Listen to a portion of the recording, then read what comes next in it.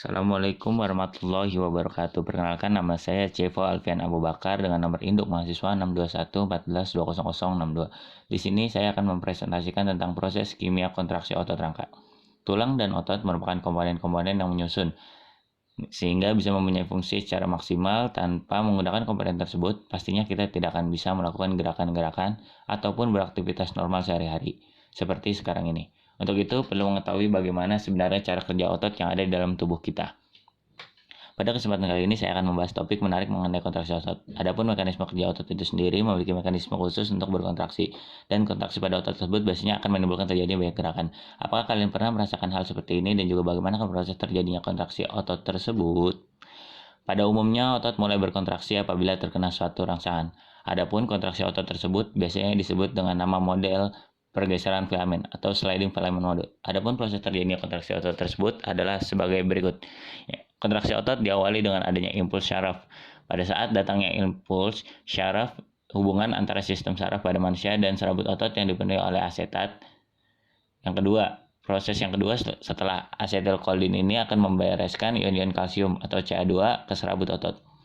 Proses yang ketiga, ion kalsium akan bersenyawa dengan molekul troponin dan tropomyosin yang menyebabkan adanya sisi aktif ada filamen yang tipis atau aktin. Proses yang keempat, kepala myosin atau filamen tebal segera bergabung dengan filamen tipis tepat pada sisi aktif. Gabungan aktif dengan kepala myosin tersebut disebut sebagai jembatan penyeberangan atau cross bridge.